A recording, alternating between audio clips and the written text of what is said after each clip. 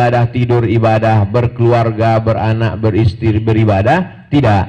Ibadah dia baru disebut ibadah kalau menyebut nama Allah di awalnya. Maka disebut Bismika Allahumma ahya wa amut. Doa ini jangan dibaca sekarang, karena kadang tak dibaca pun tertidur. Oleh sebab itu semua yang disebut nama Allah maka dia menjadi ibadah. Orang yang tidak beriman pun makan, kita pun makan, kucing pun makan, ayam pun makan. Tapi makan kita menjadi ibadah. Kenapa? Karena kata Nabi, ya gulam, wahai anak kecil, sammillah, sebutlah nama Allah subhanahu wa ta'ala. Dengan menyebut nama Allah, maka yang sebelumnya adah menjadi ibadah. Ibadah, yang satu lagi adah. Ada artinya kebiasaan, rutinitas. Bangun tidur, masuk ke toilet. Toilet itu tempatnya najis, tempatnya kotoran, tempatnya setan, tempatnya bau, tempatnya najis, tempatnya busuk. Tapi kemudian ketika disebut nama Allah, maka dia menjadi ibadah. Allahumma inni a'udzubika minal khubuthi wal khaba'ith. Dilangkahkan kaki kiri, keluarnya kaki kanan. Disebut nama Allah saat keluar itu, ghufranaka, ampunkan aku ya Allah. Kenapa orang yang keluar dari toilet itu mengatakan ampunkan aku ya Allah? Padahal di toilet itu dia tidak ada buat apa-apa. Sampai sekarang tidak ada orang mengesahkan undang-undang di dalam toilet. Apa dosa silap salahnya? Karena di saat dalam toilet itu dia tidak menyebut nama Allah. Padahal tugas lidah diciptakan Allah untuk menyebut nama Allah. Selama di toilet tidak boleh sebut nama Allah. Andai ada suara azan, Allahu Akbar, Allahu Akbar, tak boleh orang menyambut azan itu dalam toilet, karena tak boleh menyebut nama Allah ada di dalam WC kotoran najis. Nama Allah itu mulia, nama Allah itu agung. Disebutkan di tempat yang rendah, maka merendahkan nama Allah subhanahu wa ta'ala. Maka karena lidah tidak beribadah dalam toilet, saat keluar dari toilet dia katakan ghufranaka, ampunkan aku ya Allah, karena tadi aku tidak melaksanakan lidah sesuai dengan fungsinya.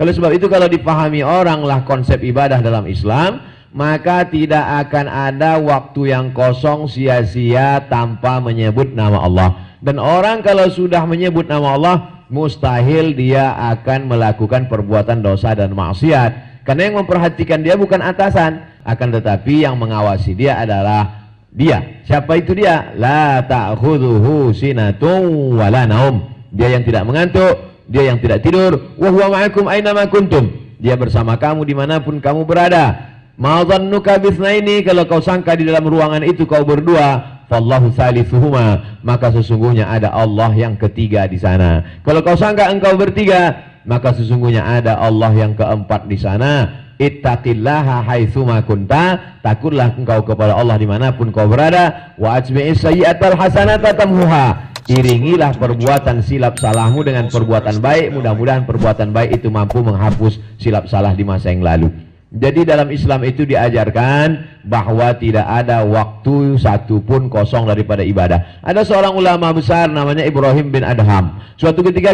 dia melangkah, langkah kaki dia pasti, langkah kedua dia pasti, pas langkah ketiga dia mundur lagi ke belakang. Teman yang sama-sama berjalan dengan dia heran, tadi waktu engkau melangkah pertama kau pasti, langkah kedua pasti, pas langkah ketiga kenapa kau mundur lagi?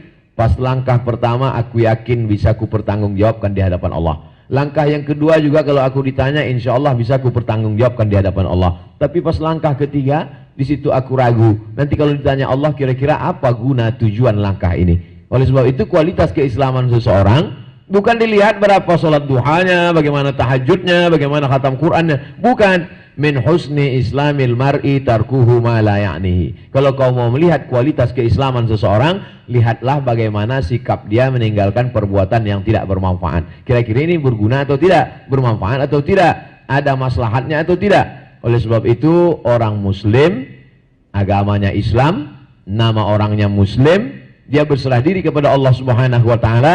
Kalau kita membagi bahwa ini ibadah, ini bukan ibadah, berarti kita sesungguhnya sudah terjebak pada keyakinan yang disebut dengan sekular. Sekular artinya membagi.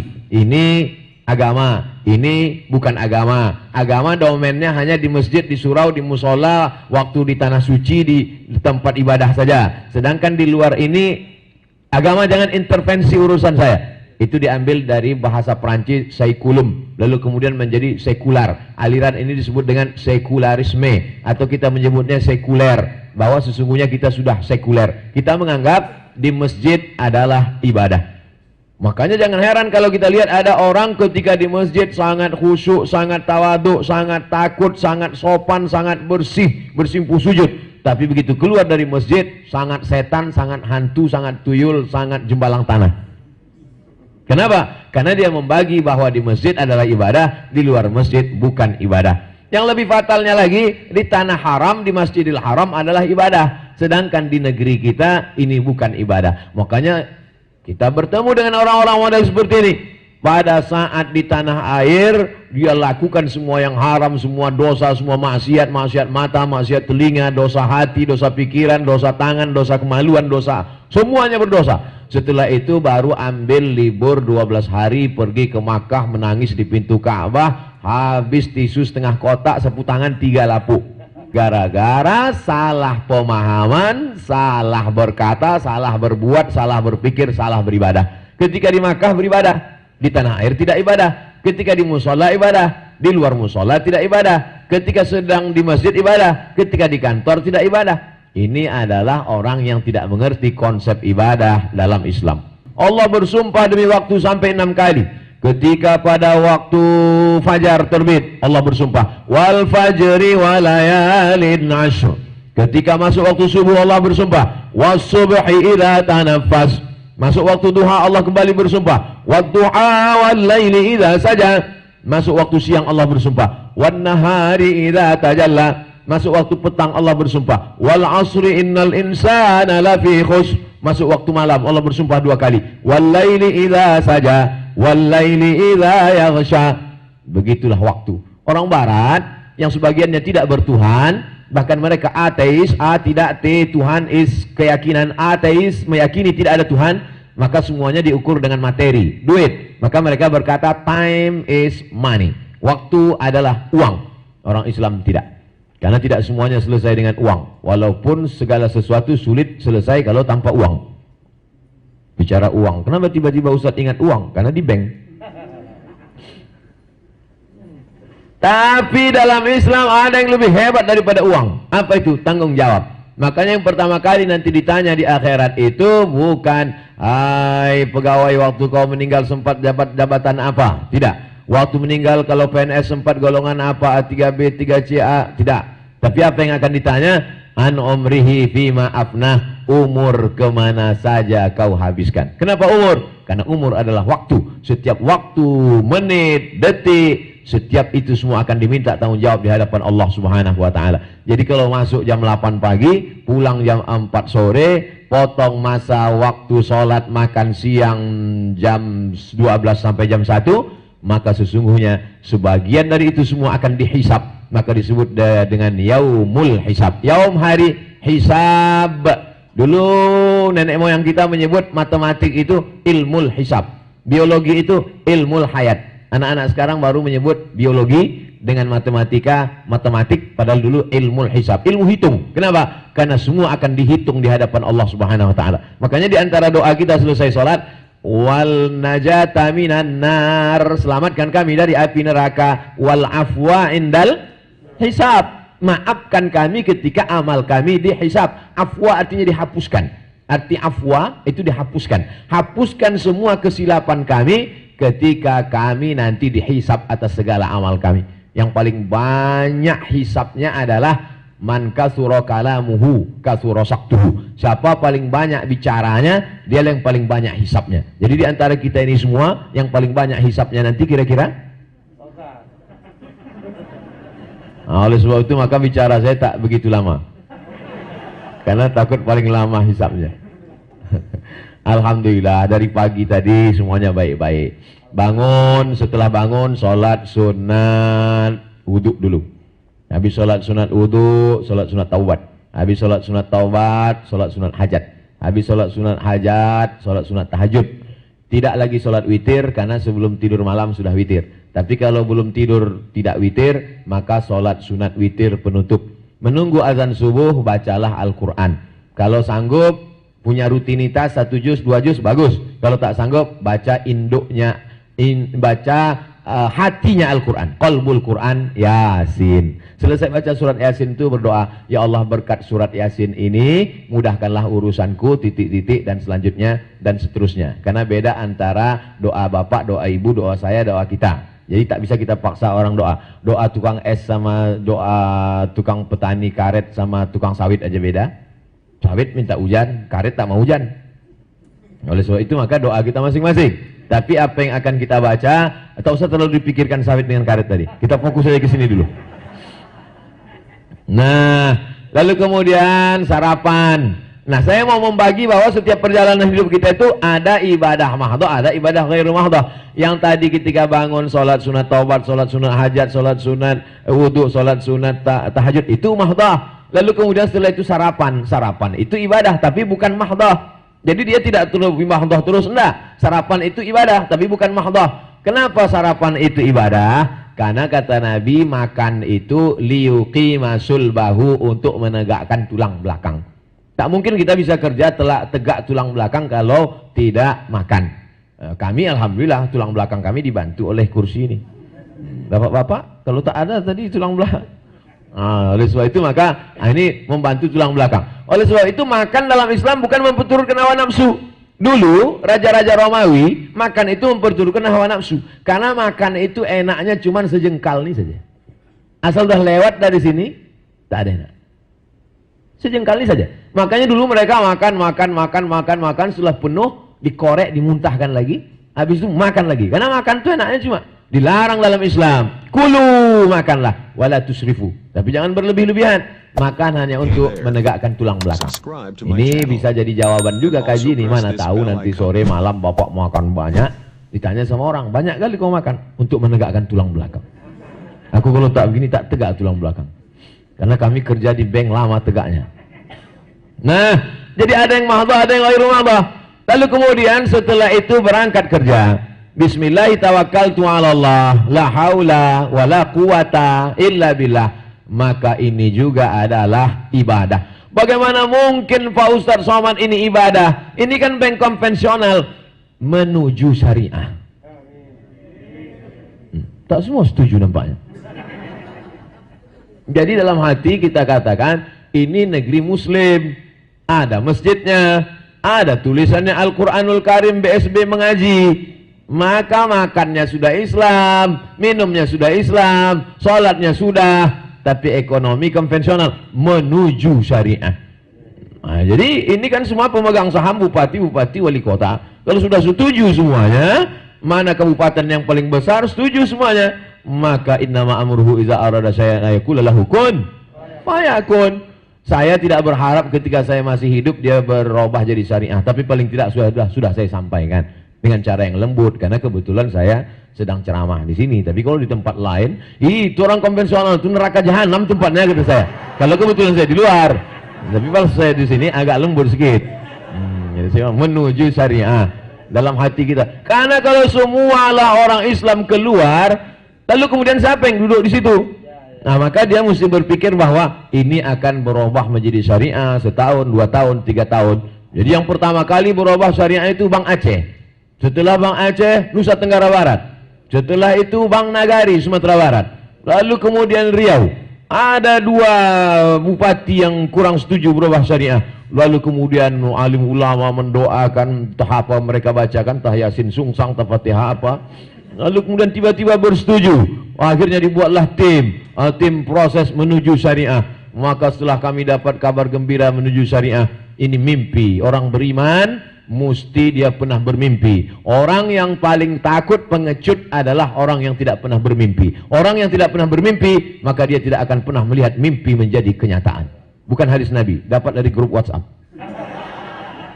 Oleh sebab itu maka mesti ada mimpi-mimpi. Abdul Somad mimpinya apa? Saya tak ada mimpi lagi. Dulu waktu sama-sama kuliah sama Ustadz Irawan Takwa, mimpi jadi LC, habis itu dapat. Habis itu mimpi mau MA, dapat. Habis itu mimpi doktor, dapat. Habis itu ingin profesor, dapat. Habis puncak udah, tinggal almarhum aja lagi. Tapi mimpi ingin menjadi bank-bank ini menjadi bank syariah. Unit usaha syariah. Oh, itu berarti ibarat apa? Ibarat babi satu kakinya udah jadi kaki kambing. Tapi itu namanya unit syariah. Nah, tapi kita mau menuju itu, maka orang jarang marah sama saya. Oleh sebab itu maka dia sudah menuju unit syariah sudah. Tapi kita maunya udkhulu fisilmi kafah, dia mau syariah total insyaallah. Karena kita tak mau kau masuk surga kata Allah, kau masuk surga tapi kaki kau aja gitu. Tak mau. Kita maunya masuk surga semuanya insyaallah. Saya berharap supaya ini masa ke depan, masa akan datang, entah 2 tahun, entah 3 tahun, entah 5 tahun, berubah total menjadi syariah insyaallah. Al-Fatihah. A'udzubillahi minasyaitonirrajim. Bismillahirrahmanirrahim. Alhamdulillahirabbil alamin. Arrahmanirrahim. Maliki yaumiddin. Iyyaka na'budu wa iyyaka nasta'in. Ihdinas shiratal mustaqim, shiratal ladzina an'amta 'alaihim ghairil maghdubi 'alaihim waladdallin. Amin. Tausiah belum selesai lagi. Diundanglah saya ke Bank Rakyat. Ustaz Somad, kami undang ke Bank Rakyat. Dalam hati saya, astagfirullahalazim, kok sampai hati panitia mengundang saya ke bank konvensional? Udah tahu saya ceramah di mana-mana bank syariah. Begitu sampai di Bank Rakyat, saya lihat tak ada simbol-simbol Islam. Di Kuala Lumpur, Bank Rakyat.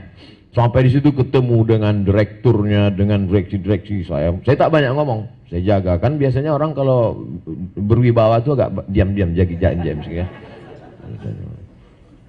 Lalu dia pun cerita, Tuan Abdul Somad, ya kata saya, ini sebenarnya kami ini bank konvensional, kata dia. Dalam hati kayak, matilah sekali ini, kata saya. Ini awalnya bank konvensional, lalu kemudian kami berusaha dan sekarang total menjadi bank syariah. Dan yang berinteraksi dengan kami ini ada saudara kami dari India, Hindu, ada yang Tionghoa, Cina, Buddha. Karena prinsipnya mau Hindu mau Buddha bisa berinteraksi sosial dengan bank syariah. Karena kenapa mereka bisa datang banyak? Karena yang penting menguntungkan. Kenapa bisa berubah? Jadi saya pun bertanya-tanyalah kepada beberapa sahabat saya, diantaranya Dr. Safi Antonio yang spesialisasi bidang perbankan syariah. Jadi saya tanya, apa kesulitannya Pak Doktor? Kenapa susah merubah menuju bank syariah? Yang pertama, Ustadz Somad, support politik, political will. Yang kedua adalah iklan. Nah, jadi iklan ini sulit. Jadi saya mengajak para ustadz, artis-artis hijrah itu untuk mensosialisasikan syariah. Makanya saya masuk beberapa bank itu mensosialisasikan bank syariah, termasuk membangkitkan ekonomi umat. Nah, makanya kalau Bapak Ibu lihat di Instagram saya itu yang followernya 4 juta agak berapa itu, dulu pernah sampai 9 tapi kemudian hilang. Sekarang buat baru lagi sampai 4. Subscriber 1, sekian. Jangan lupa subscribe, like, and share. Nah, itu banyak. Jadi banyak yang saya endorse. Dari mulai buah-buahan, makanan, nasi minyak, lalu kemudian tadi malam itu es teh dari Palembang, bandrek, lalu kemudian banyak makanan, kue-kue. Itu tujuannya semua adalah untuk membangkitkan ekonomi umat. Jadi membangkitkan ekonomi ini pun bagian dari ibadah. Jadi kekeliruan yang amat sangat fatal kalau ada orang Islam berpemahaman, dulu Pak Ustadz saya semangat cari duit, dulu saya amat sangat semangat bisnis, tapi setelah hijrah ini semua saya tinggalkan, saya mau mati aja Pak Ustadz. Ini tidak betul, ini bukan ajaran Islam. Karena zaman Nabi dulu, sahabat-sahabat itu setelah hijrah makin semangat beribadah, makin semangat untuk mengejar dunia. Tapi dunia itu dikejar tujuannya bukan untuk dunia, sibuk mencari uang, sibuk mengumpulkan materi, tapi tujuan akhirnya adalah untuk menggapai akhirat. Bedanya orang Islam dengan tak Islam apa? Dia mencari dunia untuk dunia. Dunia ini kalau dikejar sama macam menelan air laut, tak akan pernah kenyang. Haus, haus, haus terus. Lau kana li ibni Adam wadiyan min zahab. Seandainya manusia itu punya satu lembah dari emas, dia tidak akan pernah berkata cukup. Dia akan pasti minta satu lembah lagi ya Allah, minta 2 lembah lagi. Walan tamla fahu illa turab, sampai mulutnya disumbat tanah. Setelah mulut disumbat tanah barulah dia berkata cukup, cukup. Kalau orang kampung kami bilang enough, enough. Kapan itu mulut disumbat tanah? Ketika masuk dalam liang lahat. Jadi tidak ada pernah cukupnya. Jadi umat Islam tidak boleh lari dari perbankan, umat Islam tidak boleh lari dari ekonomi, umat Islam tidak boleh lari dari pajak. Karena kalau dia lari akan diisi pos-pos itu oleh orang yang belum tentu beriman kepada Allah Subhanahu wa taala. Jadi Bapak Ibu sekalian, mau hijrah tetap. Sebelum hijrah tetap, sudah hijrah tetap. Yang berubah itu apa? Yang berubah itu targetnya. Kalau dulu dia berpikir mau buat rumah besar, mau beli mobil besar, mau pakai gelang besar, setelah hijrah dia berpikir bagaimana membangun masjid besar, sekolah tahfiz Quran anak yatim, bisa menerima banyak santri. Berbeda cara pandang. Di mana letak cara pandang itu? Itu yang disebut orang barat sebagai mindset. Main otak, setting. Jadi kalau settingan otak sebelumnya, saya ingin punya sepatu harganya 10 juta, ingin outfit sekali berdiri 50 juta, supaya semua orang berdecak kagum melihat saya. Setiap saya berjalan kemana-mana, semua orang macam menengok kucing. Tapi setelah dia hijrah dia berubah, sepatu cukup harga 200.000, yang sebelumnya budget 5 juta, yang 4.800.000 kirimkan untuk beli beras fakir miskin duafa. Yang selama ini pingin kalau kemana undangan-undangan, bagaimana supaya ketika undangan itu semua tamu yang ada di undangan itu sakit jantung koroner semua. Begitu, jam berapa ya sekarang? Mau nengok harga jam, tumbang yang satu. Yang satu lagi, apa ya sekarang? Mau nengok cincin, tumbang. Ustaz nyindir ya? Enggak, saya bilang cincin saya. Bapak Ibu yang dimuliakan Allah Subhanahu wa taala, mindset, main otak, settingan. Itu yang benar. Sekarang banyak juga orang mengatakan, mari kita luruskan mindset, tapi maknanya lain. Main otak, setan. Mindset, otak, setan. Ini tak betul. Oleh sebab itu kita luruskan ini semua. Dalam Islam diajarkan siapa yang paling dimuliakan Allah di antara kita ini? Bukan Ustaz Abdul Somad. Al-mu'minul qawiyyu, seorang mukmin yang kuat. Kuat ekonominya, kuat finansialnya, kuat duitnya, kuat supportnya, kuat dananya. Khairun, lebih baik. Wa ahabbu ilallah, lebih dicintai Allah. Minal mu'minid dhaif, daripada mukmin yang lemah. Saya di Palembang ini amat sangat bersyukur, berterima kasih. Hari ini 2 masjid sudah saya resmikan, dua-duanya masjid sudah siap. Di tempat lain diajak saya meletakkan batu pertama. Malah bolak-balik sudah saya sampaikan di ceramah, jangan undang saya meletakkan batu pertama, karena banyak peletakan batu tak siap-siap, trauma saya. Tapi di Palembang, Masya Allah, pagi tadi peletakan batu pertama, penanda tanganan. Saya kalau udah menanda tangan itu naik bahu saya, pede. Siap. Habis itu tadi sebelum makan siang, masjid yang pertama, Masjid Nurul Ikhwan, Palembang. Siap. Habis itu masjid yang kedua, Masjid At-Tariq Mardatillah, jalan mencari ridha Allah. Tanda tangan, selesai. Pagi tadi pembawa acaranya mau melamar jadi pegawai PLN. Sekarang menjadi pegawai Bank Sumsel Babel. Masya Allah. Saudara yang dimuliakan Allah Subhanahu wa taala, kalaulah kita pahami bahwa semua ini bernilai ibadah, sebagaimana kita takut sholat kita batal saat sholat, apapun yang berbunyi saat sholat itu tak akan mungkin kita batalkan.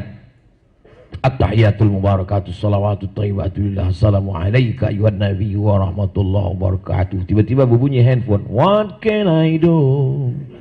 Kebetulan lagu barat kan, belum hijrah, tak akan mungkin diambil. Halo. Sebagaimana takutnya sholatnya batal, begitu jugalah takutnya ibadahnya di kantor itu batal. Apalagi melayani orang banyak. Bapak di sini dari pagi, petang, siang, berapa banyak orang yang Bapak layani. Man yassara an mu'sirin yassarallahu anhu yaumal qiyamah. Siapa yang memudahkan urusan orang, maka dimudahkan Allah pula lah urusannya pada hari kiamat. Urusan yang paling sulit, urusan ekonomi. Urusan ekonomi Bapak Ibu memudahkan, dimudahkan Allah lah urusan Bapak Ibu pada hari kiamat. Saya yakin dan percaya Bapak Ibu ini nanti di alam barzah banyak yang tak diperiksa lagi. Pas mau diperiksa malaikat, ini dulu udah terlalu banyak disusahkan masyarakat, udah kita lewatkan aja gitu. Periksa lagi. Berapa banyak orang-orang yang dimudahkan Allah Subhanahu wa taala urusannya? Kenapa? Karena memudahkan urusan orang di dunia. Tapi sekarang kan prinsip orang lain banyak, macam-macam. Apa kata dia? Selama masih bisa dipersulit, kenapa dipermudah? Nabi SAW tak pernah mempersulit orang. Makanya stempel Nabi itu di cincin dibuatnya. Cincin Nabi itu tulisannya Muhammad Rasulullah, letakkannya di jari kelingking. Asal ada orang mau minta stempel surat, kasih. Bukan maksud saya menyindir supaya bapak-bapak direksi buat stempel sini buat enggak. Bukan itu maksud saya. Karena kita kan tentu ada paraf, ada administrasinya panjang. Apalagi ini masalah keuangan, takut kita khawatir penipuan. Jadi kalau ada orang mengatakan, kenapa bapak mempersulit masalah duit ini? Nabi Muhammad mempermudah dulu. Nabi mempermudah karena umatnya umat zaman Nabi. Aku ini sekarang umatku umat Fir'aun. Oleh sebab itu maka ini semua adalah prinsipnya bagaimana kita mempermudah. Oleh sebab itu maka tapi mempermudah ini pun la taj'al yadaka maghlulatan ila unuqika. Jangan kau letakkan tanganmu melengkung di tengkuk, simbol orang pelit bakhil. Wala tabsutha kullal basti. Jangan pula terlalu mempermudah sehingga teraniaya. Jadi prinsipnya hidup ini yang paling baik adalah khairul umur awsatuha, yang paling baik adalah pertengahan. Kalau kita pahami bahwa hidup ini adalah ibadah, saya dulu cara pandang pikir saya agak berbeda. Bahkan saya sampaikan di beberapa ceramah. Saya Abdul Somad, lahir 1977, akan mati 2040. Pernah itu beberapa kali saya sampaikan. Saya ngitungnya 77, kalau 63 tahun 2040. Tapi kemudian kawan saya meninggal. Satu kelas, sama-sama naik motor sebelum ke Mesir, IAIN, satu bangku, tiba-tiba meninggal. Lebih sehat dari saya. Kalau kami berjalan, saya yang selalu dikhawatirkan orang. Ustaz, banyak-banyak istirahat ya, gitu ya. Itu hanya segan aja itu sebetulnya. Kalau tak segan dia saya Ustaz, dibilangnya, Ustaz, nampak aku tak sampai hari Jumat nih, gitu. Dia banyak khawatir melihat saya, tapi kawan saya ini dulu meninggal. Setelah itu cara berpikir saya berubah. Bahwa saya tidak mati 2040, saya boleh jadi mati nanti malam, boleh jadi mati besok. Makanya kalau saya sholat sekarang, inilah sholat saya yang terakhir, saya mesti khusyuk. Kalau saya hidup hari ini, hari Kamis ini, hidup saya hari Kamis ini mesti hidup paling berkualitas, karena tak ada jaminan bahwa akan hidup hari Jumat. Kalau sampai hidup besok hari Jumat, maka hari Jumat besok adalah hidup yang paling berkualitas. Kalau saya berjumpa dengan kawan-kawan saya, maka saya mesti pertemuan saya itu berkualitas. Bertemu dengan Ustaz Irawan Taqwa, sama-sama di Kairo, sekarang dia di Jakarta, saya di Pekanbaru, ketemu kami di Palembang, pertemuan kami mesti berkualitas. Jangan dia bicara, saya main HP. Jangan saya bicara, dia pula main HP. Kami mesti pertemuan berkualitas, karena saya tak ingin kekhawatiran besok lusa kami tak bertemu lagi. InsyaAllah Ustaz Irawan Taqwa, ini bukan pertemuan yang terakhir. Senyum dia. Antara saya dengan Ustaz, bisa jadi Ustaz duluan atau saya belakangan. Tapi kalau melengok dari fisik nampaknya saya duluan. Maksudnya saya duluan tahlilan. Umur tak bisa ditebak. Umur ini kuasa Allah Subhanahu wa taala. Oleh sebab itu kita pahami semua ini ibadah. Makanya perjalanan hidup saya selalu menganggap ini adalah kesempatan diberikan Allah Subhanahu wa taala beribadah. Dulu diberikannya saya pengabdian untuk menjadi PNS dosen di UIN 11 tahun. Masuk 2008, keluar 2019. Tapi apakah setelah itu tidak ada pengabdian lagi? Berarti ini juga pengabdian. Cuman bedanya dulu pengabdian di sebuah institusi, sekarang pengabdian di luar institusi. Kalau kita memahami bahwa hidup adalah ibadah, maka tidak akan pernah kecewa, tak akan pernah sakit hati, tak akan pernah dongkol, karena kita menganggap setelah kita berusaha, setelah kita berikhtiar, baik yang datang, syukuri alhamdulillah. Kurang baik yang datang, berarti menurut ilmu Allah itu adalah ujian bagi kita. Apa yang kita hadapi tak baik, kemungkinan ada 3. Yang pertama, menggugurkan dosa-dosa. Yang kedua, mengangkat derajat. Yang ketiga, ada tempat yang sudah disiapkan Allah untuk kita, hanya saja amal kita kurang. Kita sudah makan sehat, kita sudah pakai masker, sudah pakai protokol kesehatan, sudah cek berapa derajat Celcius suhu tubuh, sudah pakai hand sanitizer, kena COVID juga. Nauzubillah. Misal nih, mana tahu nanti ada, tinggal ulang aja isi ceramah saya ini. Jangan lagi minta endorse, minta video ke Pekanbaru. Habib Mahdi nanti, Ustadz tolong kirimkan video COVID, tinggal potong aja ini kasih ke dia. Sudah ikut semuanya usaha ikhtiar, kena juga. Berarti ada 3 kemungkinan. Pertama, Allah ingin membersihkan dosa-dosa di masa yang lalu. Ma yusibul mu'min min nasabin wala wasabin wala saqamin wala syaukin yastakuha. Gundah gulana, sakit hati, sampai duri yang menusuk tapak kaki. Sesungguhnya itu cara Allah untuk menghapuskan dosa-dosa di masa lalu. Gak ada dosa saya Pak Ustadz. Apa dosa saya? Saat kau berkata kau tak berdosa, itulah dosamu, mengaku tak berdosa. Andai dosa kita tidak ada, maka sesungguhnya itu mengangkat derajat kita. Setiap sakit kita, setiap lelah kita, setiap tetes peluh keringat kita, setiap macet yang kita hadapi, setiap apapun yang kita jumpai di dunia ini, itu sesungguhnya adalah mengangkat derajat kita. Yang ketiga, Allah sudah meletakkan engkau di suatu tempat di surga itu level VVIP. Tapi dilihat tiketnya, tiket ekonomi. Tak sesuai.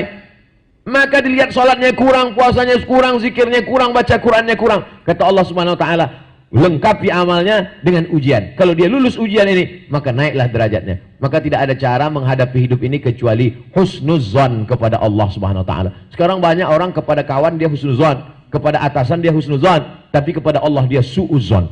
Walaupun tidak diucapkan, tapi dalam hatinya dongkol. Kenapa begini? Kenapa aku yang sudah hijrah, aku yang sudah sholat, aku yang sudah puasa sunat, aku yang sudah baik begini? Sementara tetanggaku itu tak pernah sholat sekalipun. Kalaupun sholat setahun cuma Idul Adha, Idul Fitri, itu pun masbuk terlambat 1 rakaat. Kenapa hidupnya tenang-tenang saja? Berarti kita merasa lebih tahu daripada Allah Subhanahu wa ta'ala. Puncak daripada ibadah adalah ketika kita menyerahkan segalanya kepada Allah. Itulah yang kita baca dalam sholat kita. Inna sholati wa nusuki wa mahyaya wa mamati lillah. Hari ini saya masih bisa berjalan, datang, menjenguk, berjumpa dengan bapak dan ibu, tapi tak tahu entah kapan masanya dicabut Allah itu, sampai akhirnya jantung itu berhenti berdetak. Kalau sudah jantung berhenti berdetak, nafas pun tak berhembus. Setelah itu pun kita keluarlah ruh dari jasad. Jasad pun dipegang oleh malaikat, diletakkan di dalam kain kafan terbuat dari cahaya. Lalu kemudian malaikat membawa ruh itu ke langit. Pintu-pintu langit dibukakan oleh malaikat. Apa kata malaikat? Inilah orang yang tidak terkenal di bumi, tapi amalnya tiap hari kulihat naik dibawa oleh malaikat. Itulah yang disebut kam mim masyhurin fil ardi walam yakun ma'rufan fis sama. Berapa banyak orang yang populer di bumi tapi tak dikenal malaikat. Tapi berapa banyak orang yang biasa-biasa saja di bumi tapi amalnya luar biasa di akhirat. Kenapa? Karena semua amalnya karena Allah. Di antara kita ini semua, siapa yang paling amalnya dirusak oleh ria? Dirusak saya. Karena saya kalau sudah selesai tausiah ceramah pasti ditunjukkan orang. Ustadz tadi ceramah di Palembang ya, viewernya begini Ustadz, yang nonton segini Ustadz, sedikit banyak rusak hati. Tapi Bapak Ibu lebih kuat menjaga keikhlasan. Tapi ini semua adalah bagian dari ujian. Setiap orang, setiap macam-macam, setiap kepala, setiap hati, setiap mata, setiap telinga, macam-macam ujian yang diberikan Allah Subhanahu wa ta'ala. Batu baru bisa terlihat dia berkilau, berkilat, dibedakan antara batu intan, batu rubi, batu virus, atau batu gilingan setelah dia digosok. Digosok 2-3 kali gosok, memancar cahayanya, berarti dia batu cincin. 2-3 kali gosok, habis kena data juga, berarti dia batu gilingan. Begitu juga dengan kehidupan ini. Jadi kalau datang sesuatu kepada kita, kita sudah berusaha, kita sudah menganggap ini semua adalah ibadah, tapi macam-macam datang. Sesungguhnya itu lebih mengkilatkan kita, sesungguhnya itu lebih menunjukkan kualitas kita. Oh kalau begitu Allah nggak tahu kita ini baik tak baik Pak Ustadz. Kenapa kita diujinya dulu? Allah tahu kita ini baik atau tak baik. Kalau memang Allah tahu, kenapa dia uji kita? Supaya kita sadar untuk meminta kepada Allah sesuai tak dengan kapasitas permintaan kita itu. Kadang-kadang kita ini tiketnya ekonomi, mintanya VVIP. Minta masuk ke dalam surga, masukkan aku ke dalam surga bersama Nabi Muhammad SAW. Ya Allah, sakit gigi sekali, tak sholat 3 hari. Tak sesuai antara kadarnya. Jadi sesungguhnya Allah itu bukan dia tidak tahu, Allah maha tahu. Sebelum terjadi dia sudah tahu. Dia cuma ingin kasih tahu pada diri kita, layak tak engkau? Oleh sebab itu hidup ini kita anggap adalah ibadah. Makanya doa yang diajarkan Nabi, Allahumma ja'alil hayata ziyadatan lana fi kulli khair. Kalau kau tambahkan kehidupanku besok pagi hari Jumat ya Allah, jadikan besok hari Jumat itu sebagai amal terbaik untukku. Wa ja'alil mauta rahatan li min kulli syarr. Kalau kau takdirkan aku mati malam ini ya Allah, maka jadikan kematianku ini berhenti dari berbuat dosa. Makanya kalau kita tidur malam menghadap ke arah kiblat, hidung miring ke arah kiblat seperti orang mati. Kalau kebetulan dekat dinding, seperti menempelkan hidung ke dinding, seperti orang mati menempelkan hidung ke dinding liang lahat. Orang meninggal itu disunahkan menempelkan hidung ke liang lahat. Kalau yang dia makamnya tidak pakai kotak kayu, kalau langsung ke liang lahat, dibuka kainnya, menempel dinding. Begitulah orang mau tidur malam menempelkan dinding, menempelkan hidung ke dinding. Dia katakan Bismika Allahumma ahya wa amut, seolah-olah itulah tidur dia terakhir. Ketika bangun malam masih terbangun mendengar suara jam, berarti ini masih diberi kesempatan untuk sholat tahajud. Kalau tiba-tiba dibuka pertanyaannya lain, marabbuka. Tamatlah, sudah selesai. Game is over. Perjalanan sudah selesai. Mobil mewah akan dijual, digantikan dengan akte surat tanah notaris, dibagi-bagi ke ahli waris. Mana yang kekal abadi? 1.000-2.000 yang masuk ke kotak hari Jumat. Duit 2.000 yang pernah dicicil kepada fakir miskin. Beras yang pernah diberikan 1, 2, 3, itu yang akan kekal abadi. Ma'akal tafa'afnaita yang kau makan busuk. Wa malabis tafa'ablaita yang kau pakai lapuk. Wa mata soddakta yang kau sedekahkan, itu yang akan kau bawa mati menghadap Allah Subhanahu wa ta'ala. Makanya orang yang mati di kubur itu ditanya, hai orang mati, kalau kau dikasih lagi kesempatan hidup, mau hidup apa tidak? Kata orang mati itu, laula akhartani ila ajalin qarib, kasihlah aku hidup sekejap aja ya Allah. Kejap pun jadilah ya Allah. Kalau ku kasih kau hidup sebentar, mau apa? Fa asaddaqo, aku mau bersedekah. Wa akum minas salihin, aku ingin beramal saleh. Alhamdulillah, saya datang kemari bertemu dengan orang-orang yang gemar bersedekah dan gemar beramal saleh. Saya tak tahu, dari bunyi aminnya yakin saya. Inti pertemuan kita ini adalah bahwa semua ini bernilai ibadah. Hanya saja ada ibadah mahdhah, ada ibadah ghairu mahdhah. Itu bukan ceramah, bukan tausiah. Ini sekedar pengantar dialog pertemuan kita. Mudah-mudahan bermanfaat. Banyak tutur kata saya menyinggung perasaan, tak berkenan di hati. Saya hamba Allah yang dhaif Abdul Somad, mohon maaf. Sudikah Bapak Ibu maafkan saya? Lebih baik minta maaf di sini daripada dicari nanti di padang mahsyar. Bukan senang, di sini aja payah jumpa saya, apalagi di akhirat nanti. Nak sombong kali ya. La yadkhulul jannah, tak masuk surga. Man kana fi qalbihi mithqal habatin min khardalin min kibrin. Tak masuk surga orang yang dalam hatinya ada sombong sebesar biji sawi. Makanya sering ceramah saya itu sebenarnya menasihati diri saya sendiri. Kadang saya bangkit sombong saya. Mana orang lebih hebat lagi dari saya, kata saya. Profesor, Doktor, Datuk Sri Ulama Setia Negara, LCMA, PhD. Belajar S1 dari Al-Azhar Kairo, S2 dari Maroko, S3 dari Sudan. 3 negara Arab itu sudah saya masuki semuanya. Hampir 20 tahun malang melintang. Datang anak-anak kecil, Ustadz, kalau cuma lama di Arab, onta lebih lama. Barulah sadar kita. Kadang ucapan anak-anak kecil itulah menjatuhkan kita. Mau kita marah, dia kecil pula. Oleh sebab itu maka sesungguhnya apa yang kita katakan itu lebih banyak ke diri kita daripada ke orang lain. Tapi kalau Bapak Ibu sering menonton saya selalu mengangkat diri saya, bukan saya mau menjatuhkan Bapak Ibu, tidak. Itu sekedar untuk ngasih tahu bahwa saya bukan ustadz kaleng-kaleng, gitu aja. Saya senang kali berjumpa dengan Bapak Ibu, bicara saya lancar, mudah-mudahan apa yang saya sampaikan ini juga bernilai ibadah. Siapakah di antara kita yang paling banyak ibadahnya, yang paling ikhlas? Tak ada yang tahu. Ustaz Abdul Somad yang paling ikhlas? Belum tentu.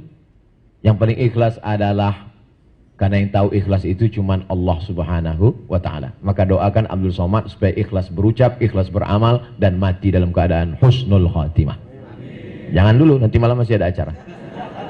Nanti malam penutupan kajian di kajian Habib Mahdi. Rupanya di Palembang ada tradisi, kalau di tempat kami kajian itu penutupan pas mau Ramadan.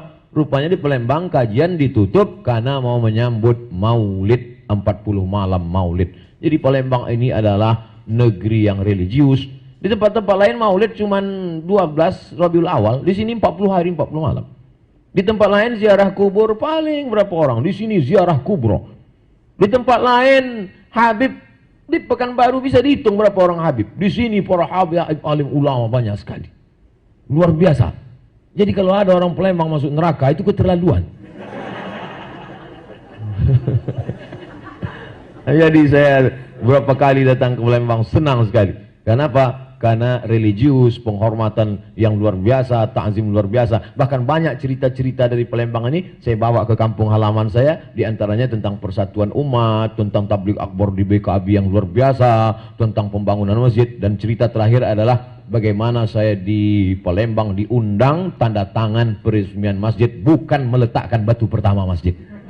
Itu menunjukkan ekonomi orang Palembang hebat dan luar biasa. Dan itu bukan basa-basi, bukan lipstick, bukan pemanis di ujung lidah di tepi bibir, tapi dibuktikan sejarah. Dari sejak sebelum Islam Sriwijaya sampai setelah Islam datang, dihadiri oleh para habaib dari Hadramaut, dan pada masa Sultan Badruddin, lalu kemudian sampailah di zaman sekarang.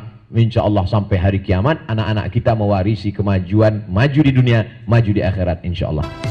مولاي صل وسلم دائما أبدا على حبيبك خير الخلق كلهم مولاي صل وسلم دائما أبدا على حبيبك خير الخلق كلهم